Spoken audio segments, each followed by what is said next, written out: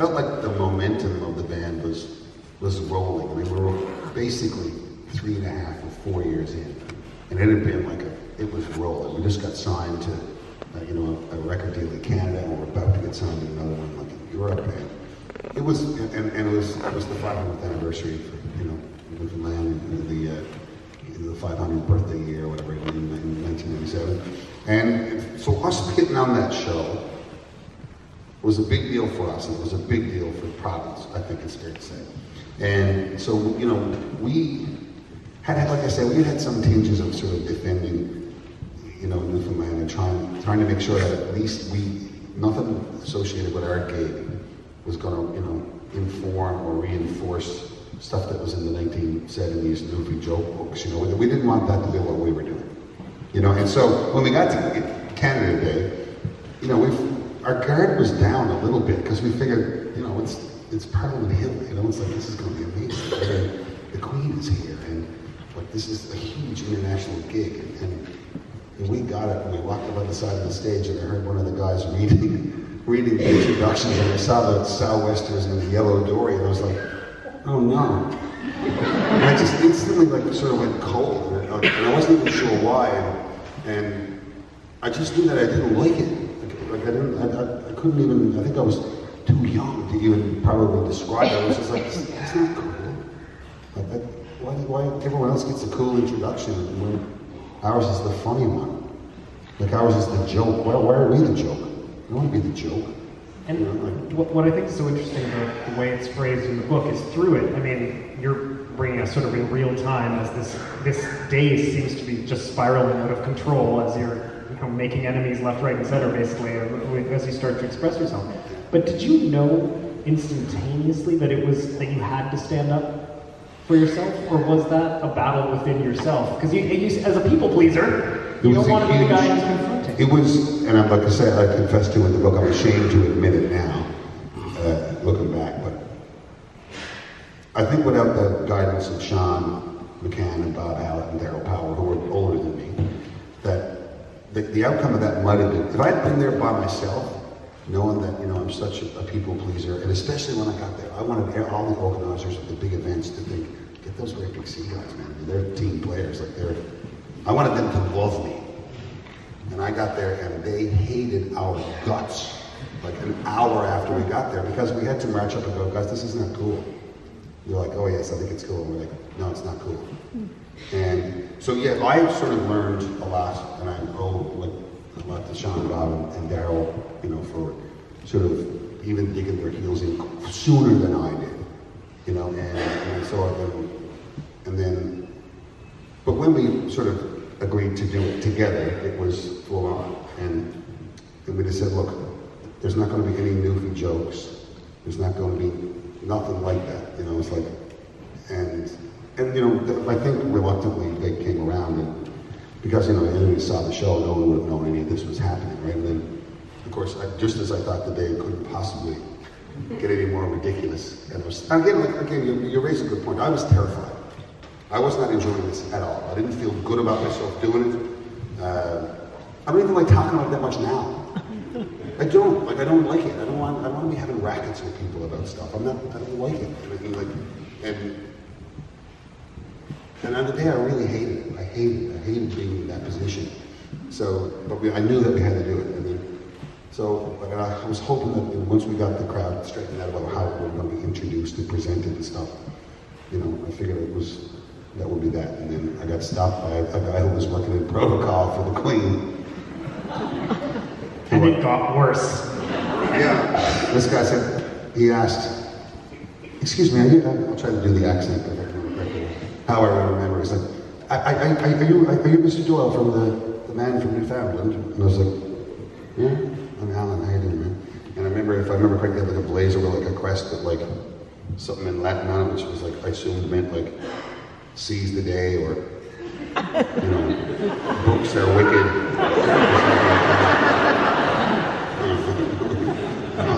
I think that's exactly what it said. Books are wicked. Books are wicked or something. And it was in Latin or something. And anyway, he said, we need to talk about one of the lyrics in one of the songs you're playing in front of Her Majesty. And I was like, What? He said, I think you'll agree that one of them is inappropriate for royal company. And I was like, I swear to God, I write a letter in the book. I thought any moment like it would be like, because you know what happens up around here and in Quebec where they do is just for laughs, gags. And somebody jumps out and goes, I thought it was going to happen, but it didn't. He was serious. And he said, no, I said, I'm so sorry, I really don't know what you mean. He said, well, tomorrow you're performing the song, Auntie Mary Has a Canary. I was like, yeah? He goes, well, I think you'll agree that Auntie Mary Has a Canary up the leg of her drawers isn't appropriate for a royal company.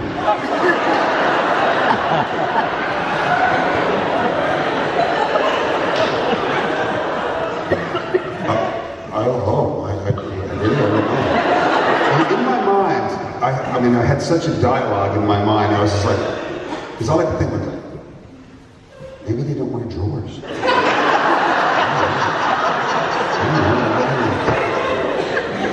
It's like a nice lady to me. You just got drawers. Those are drawers, you know.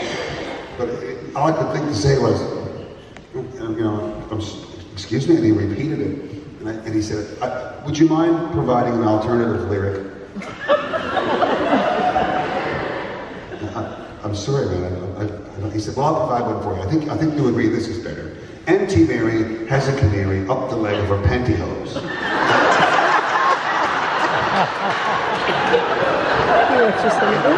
Two things occurred to me. First of all, I was like, that's better.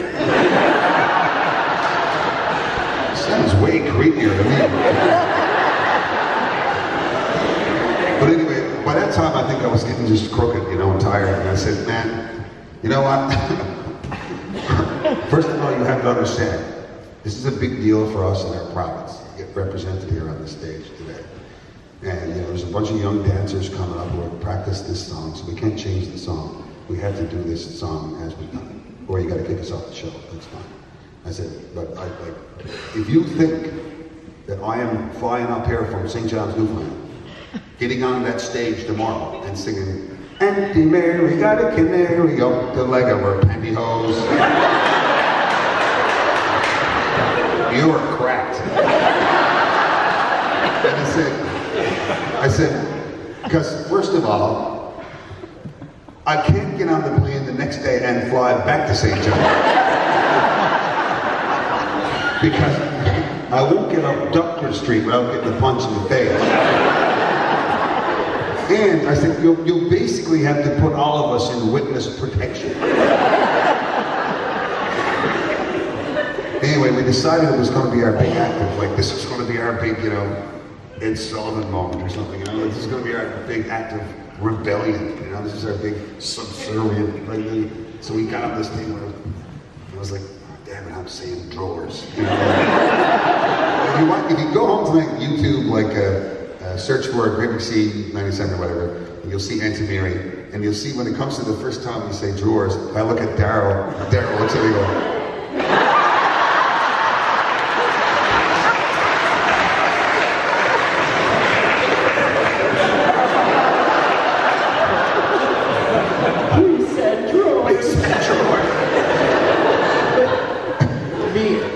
we're basically anarchists. Because elsewhere in the book you talk about the importance of Newfoundland song being shared in the country. Because you say it's remarkable, of course, Newfoundland support across the country for all kinds of industry, no matter what business, but the idea of those songs reaching a wider audience has an even greater power. Discovering the links between home and other places. You make all these analogies of different provinces being like different members of the family. Like British Columbia is the very distant cousin that lives far away, and Newfoundland sometimes finds confusing. He goes into the ocean recreationally and is in way better shape than you ever thought possible. Alberta is Newfoundland's big brother, the one your parents had way before you and moved out before you were even born, and it's a given that you'll go to his place for a while when you get out of school and are just getting started as an adult. Had you often... I gotta put all that on one sheet of paper. I've been meaning to do that just to see what that whole supper table looks like. It's a fantastic way. As I was going on, it was only sort of halfway through the book that I realized, oh my gosh, he's doing this for each of them. But had you often seen the country as people, as characters? I mean, or how did that come to you? I was trying to figure out a way, in all honesty, to sort of very quickly and kind of funny, just define how I thought Newfoundland, like in one sentence or two, kind of related to the other provinces. Like, that would be a quick way for me to explain what my first impression was of the place. Is that like you feel like you're going to your older brother's house? You're going to Alberta, of course you're going to your older. Everyone in Newfoundland is just expected you're going to go to Alberta, and those ones. And I think it was the one I talk about Prince Edward Island. I call it like your older, prettier sister who's similar to you but way more organized and is way more pretty, especially when she gets dressed up for visitors, which is quite often.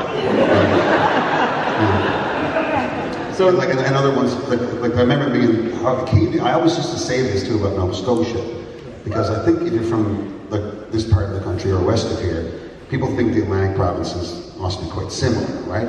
And I think I did too. When I went to Nova Scotia for the first time, I think for whatever reason, I kind of expected it to be a lot like Newfoundland, right? And it's not at all. It doesn't look like it. People don't sound like it. They don't do the same things. It's like it's funny to me that it was like. And so I defined, I think I said, Nova Scotia is the cousin that you think you know, but you actually don't really get to know until you go stay with them for 2 weeks in university. You think it's similar to you, but it really isn't,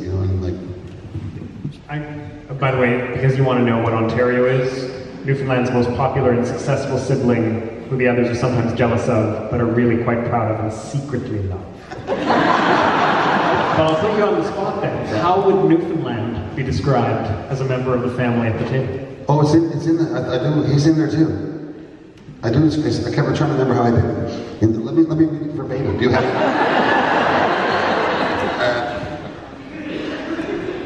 It's very close to the end. Talk amongst yourselves. I said,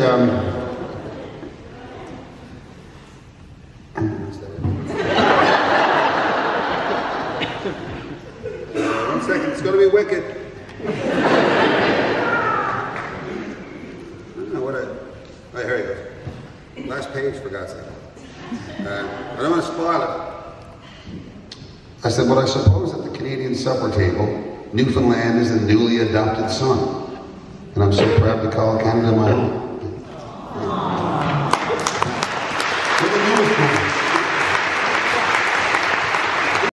Directions. I was wondering if I could get you to read that element. Oh, yeah? Page 61, 62.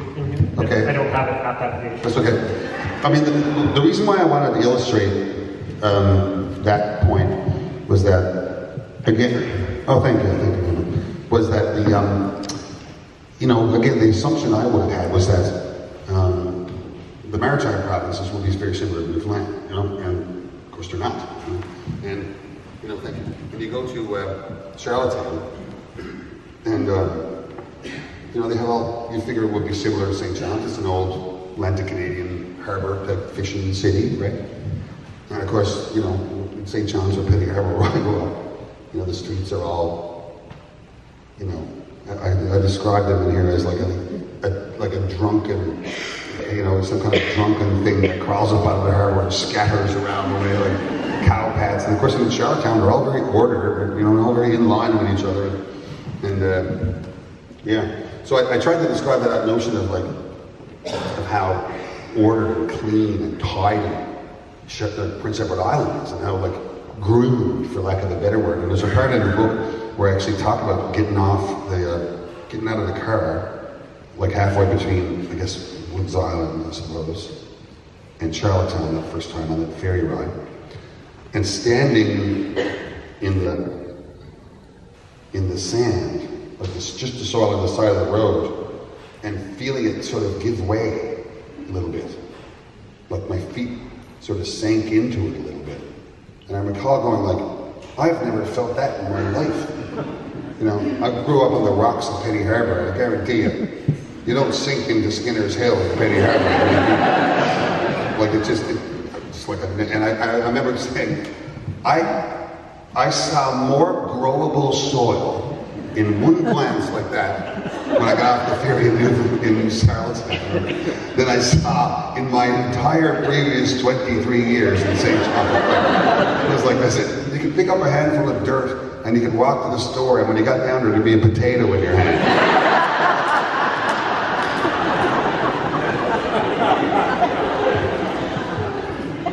But you know, so this is sort of to illustrate two things. It's sort of to illustrate that, you know, Charlottetown is a much more orderly and tidy spot, but also that, you know, St. John's people really enjoy talking, and they really enjoy giving you directions. They love it, you know. And I make a mention in the previous chapter. So let's see. Oh, where can I start? Charlottetown. I'll just do this real quick. The visitor question. Yeah, thank you. That's what I'll do. So here's a comparison. Here's a comparison of two typical responses to a tourist asking how to get from the historic downtown's Water Street to the university campus in both Charlottetown and St. John's. In each case, a distance of just a few kilometers as the crow flies. So in Charlottetown, there's a Water Street, and in St. John's, there's a Water Street. And I think within about 800 meters, the start of the university as the crow flies is exactly the same distance away. So visitor asks, excuse me, I need to drive from downtown to the university.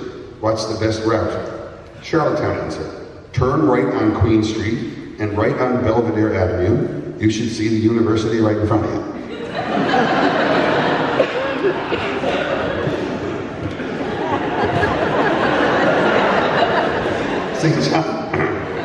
St. John's answer. Oh, no trouble at all, nothing to it at all. Just go down the water towards Cabot Tower, and not all the way in here, mind you. But if it hits the water, you're gone too far. Turn up Prescott Street away from the water, and for Jesus' sake, don't stall or slip back in neutral, or you'll be drowned for sure. Not that that happens more than a few times a year in the summer. If it's icy in the winter, you'll see cars sliding all over the place, but I wouldn't worry about that too much today. Now, at the top of Prescott, you'll find yourself in what seems to be a dead end, but it's not. Turn right and enter Wallens Cross. Some people call that the most confusing intersection on the planet, but it's not so bad once you go through it a few dozen times a week for a few years. Trouble is, see, that the intersection is really 3 or 4 intersections, but it's all called the one thing for some reason. Turn right when you get to a place where it looks like you can.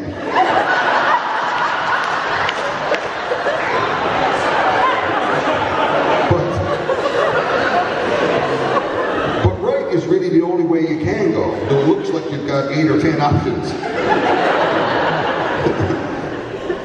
When that right-hand scoop kind of thing takes you around where, I'm in so much trouble. When that right-hand scoop kind of thing takes you around where the old brown houses used to be, you want to find the middle lane, which is nowhere near the middle, but that's what everyone calls it, because that's where it used to be, in the middle, before they expanded the intersection years ago. Now, the middle lane is the one on the right-hand side of the middle part, not the far right-hand side. Because that will just take you down by the Newfoundlander Hotel and right back here where we are now. So just stay in the middle lane and head through the intersection. Now, right away when you get through the lights, that road splits in 3. Don't take the left one because you'll be right back in the intersection and right back here where we are now. You can take the right one if you like, but you might end up down past the park near the stadium by the lake on the one-way street up by the penitentiary and on the Forest Road and right back here where we are now. So probably best to take the middle lane, which is obviously the one on the left side. You should be on Monkstown Road then, which will carry you down to Empire Avenue. Now you're not supposed to turn left on Empire, but everyone does it because we always used to. So turn left unless you see the constabulary. Go along Empire till you just past Complete Rentals, and then turn almost right. Not completely right, because the 2 roads there really comes together more than intersecting, really. It's not like they're very square or anything. Now head down that road towards the curling club, but if it gets to the curling club, you're gone too far. So just before the curling club, turn right up Bonaventure Avenue, which does turn into Allendale Road, but no one really knows where. And when he gets to the lights before the Arts and Culture Centre, look to the left. Some of them buildings there are part of the university. Not all of them, mind you. But you should be pretty close to what you're looking for. Unless you want to get to the medical building over there at the Health Science Centre, because that's another thing I want to get at.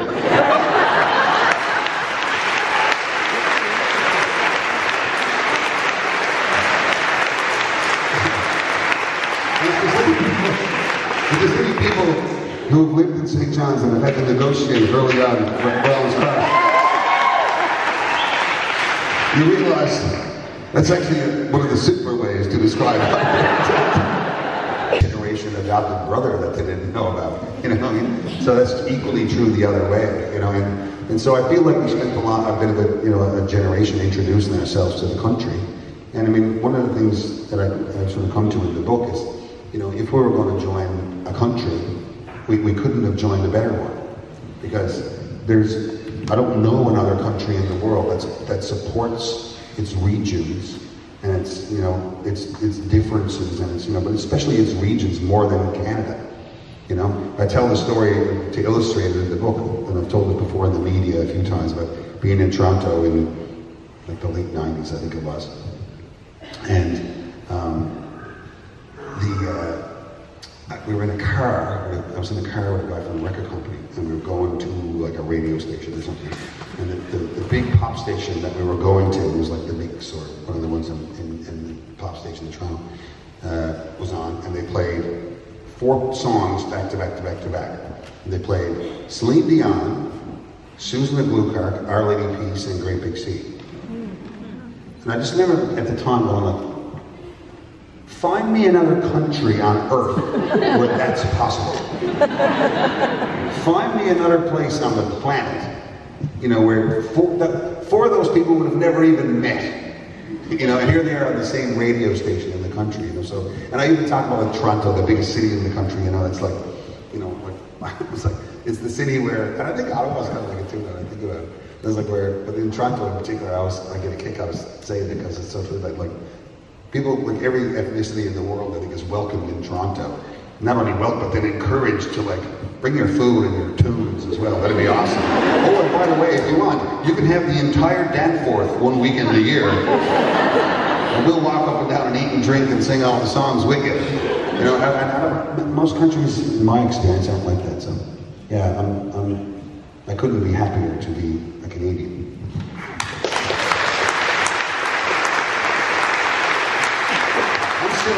I'm still overjoyed that there's someone here who saw Barney. I know! This is the greatest thing. Go ahead. That's the point of this book, about you opening for Barney the dinosaur at the Grand Falls Salmon Festival, where you realize you're on the bill to open for Barney, which you hadn't originally signed up for, that you had not anticipated that you were going to be, you knew you were part of the festival, but that you had this additional gig opening for Barney. And it doesn't go well. No. Well, the whole story goes is that we recently sort of just been doing very well in Atlantic provinces of Canada, and we were sort of killing it at the lower deck in Halifax, and we landed this slot at the Salmon Festival, which is the biggest festival in Newfoundland at the time, in central Newfoundland, and we got one of the slots open for the Rankin family. This was like, I think, in 1994 or 5, I can't remember. And that was a big gig. That was a big one, right? And we got there, and we did really well. And the Irish Descendants were on that gig as well. The Rankins were on it, and a couple of rock bands. And the rock bands didn't do so good. It was like, that was the first inkling I remember having that this Celtic wave in the mid-90s was really happening, and we were just so lucky that we just started just when it was starting, you know, and it was a huge high. Like it was in more ways than one. And because when we finished our set like at 5:30 or 6 o'clock, you know, it was a big win for us. And we all just started celebrating, and it was great. And we got to like drink a few beer, I'd stand on the side of the stage and watch the Rankins from the side. It was just awesome. Like, it was so wicked. And I remember just like running back to the dressing room to get like 2 more cans of beer or something, and notice the program or some kind of itinerary or whatever for the next day. It was like, let me come back tomorrow and see what's going on. And now it's about midnight. You know, and I look at it and it says, tomorrow, you know, kids show, you know, Purple Dinosaur at noon, opening set by Great Big Sea.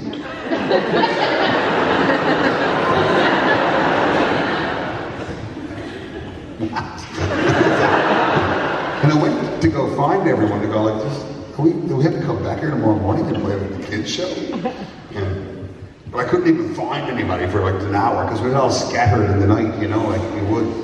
Anyway, it was well into the morning when we finally, 4 of us got together and went, we got to get up 7:30 and come back here and play a gig. And like I describe in the book how it was, you know, the stage the day before was this huge flowing PA, and then for the next day it was just like 2 little speakers on sticks. And anyway, I remember the night before I'd open up and was like, I shouted something, are you ready to get it on? Or some rock and roll like that, you know. And I got up on stage the next day with like, it was rainy. It was like 200 where there was last night 28,000. And the 200 or 300 people, of course, were moms and dads and like toddlers. You know, all I could think to get up in front was like, are you ready to get it on?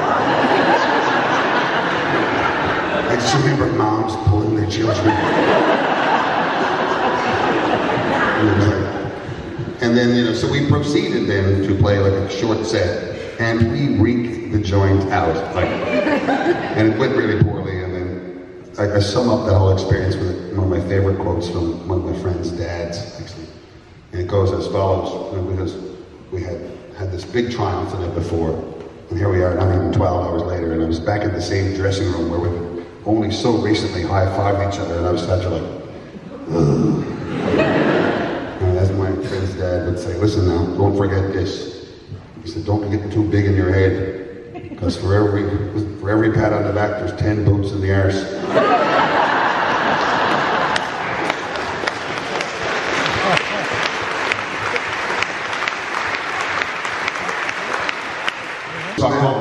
Now, yes. Yeah, we played with myself and like Russell Crowe, actor friend Russell, Scott Grimes, Kevin Durant. The indoor garden party gig, super fun. Correct. So when she saw that, she was at one of them, or no? Yeah, we were around the kitchen table, and she said, "Oh, look at that! He's playing in Ireland." And then there was crickets, and she looked at me, and I looked at her, and yes, dear. So next you know, Did you come over? Oh yes. Oh, wait. Yes. So it's a very softball question for you, yeah. But I want to know if we go into more detail. Yeah. You commented on the stage that your dream was to sing in the Olympia Hall. Yeah.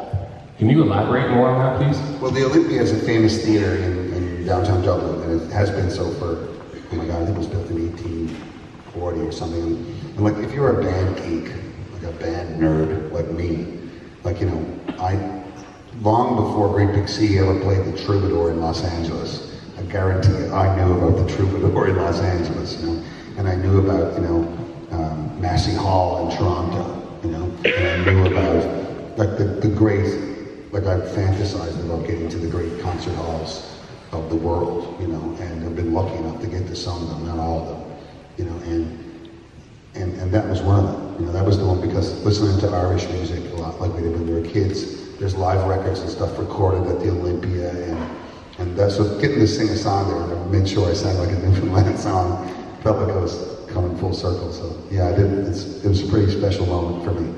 And I believe is that where I sort of knocked off the microphone and just, I think when I got the chance to sing one of the songs, I walked out off the microphone and just sang it in the air, like that, because yes. I wanted to hear myself bounce off the ceiling of the Olympia for one thing. And it was so cool. Thank you very much. Thanks, man. Thanks for coming over. The Lakes of Pontchartrain. Okay. I just think it's a beautiful story. I guess, you know, it's one of those questions where, like about what my favorite. Whenever my knee-jerk reaction was, "What's your favorite song?" I was at Lakes of Pontchartrain. Yeah, what's her? Was it? Oh, I can sing it if you want. Thank you. No, you can't. I'm going to say Alan Doyle can't sing the song. Oh yeah, I've got to find your sister again. So it was... Claire, where are you? Claire, where are you now? She's bailed on Oh my me. gosh! She doesn't want to be found. Okay, there she is. Oh, this is a song I heard. I mean, yeah, I think this might be my favorite song. And one of the ways I would define what my favorite song is one of the ones that like, the way my mother would say is like, honey, that song sings itself. You don't even have to sing that one. Do you know this song? I do know the song. Please don't ask me to join along. You wanted to clear a room quickly. The first time I heard it was, what in my late teens, I suppose. By memory, it's an Irish traditional song that was written, would have been written somewhere around the end of the American War of Independence. Right? And the character of the song is a soldier who's making his way back across the southern United States, having already lost the war. And he just wants to get to the sea, get to a boat, any boat that'll take him back home to Britain or Ireland or wherever it happens to be. And there's a place just north of New Orleans called Pontchartrain. And Pontchartrain is a massive lake. And there's the ethnic community, like we call the Creoles. And the Creoles would have been, compared to the people of my genealogy, would have been dark-skinned and beautiful. They wouldn't be pasty, hairy, hobbit-looking dudes. Genetically programmed to live in a bog at 13 degrees. But anyway, he falls in love with a Creole girl. And I just thought it was such a beautiful story. And I'll try to sing a prayer. Am I allowed to stand up? No. How does it go now? Well, it was on a fine March morning when I bid New Orleans adieu. I took the road to Jackson Town, me fortune to renew. They cursed all for money, no credit could I gain, which left my heart with longing for the lakes of Pontchartrain. And I stood on board an eastbound train beneath the morning sun, and I rode the rails all evening and lay me down again. And strangers, they were no friend to me, till a dark girl towards me came. And I fell in love with a Creole girl by the lakes of Pontchartrain. Now I said, my pretty Creole girl, my money is no good. If it weren't for the alligators, I'd sleep out in the wood. But you're welcome here, kind stranger, she said, though our house is very plain, and we never turned the stranger out by the lakes of Pontchartrain. And she took me in her mommy's house and treated me quite well. Her hair upon her shoulders in jet black ringlets fell, and I knew to paint her beauty, I knew it would be in vain. And so handsome was my Creole girl, by the lakes of Pontchartrain. And I asked if she would marry me, but she said no, that ne'er could be. For she had found a lover, and he was lost at sea. She swore that she would be faithful to him, and true she would remain, until he returned to his Creole girl by the lakes of Pontchartrain.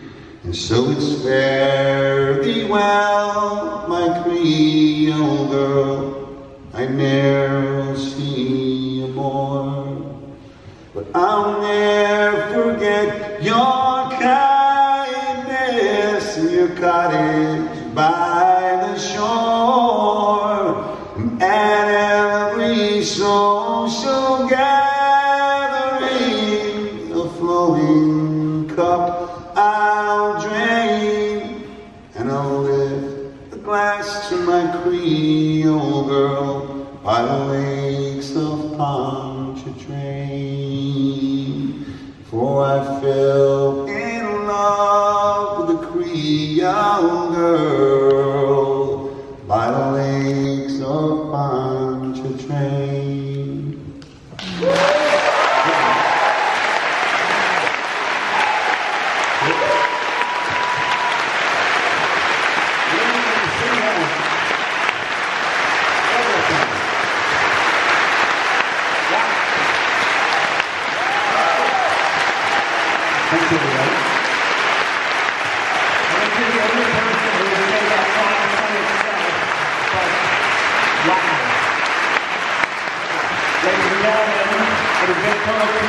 To be here this evening and talking with this guy. Thank you so much for being here, sir. Now you get to go out, buy the book, and chat with him some more. Ladies and gentlemen, please give it up for Alan Neal.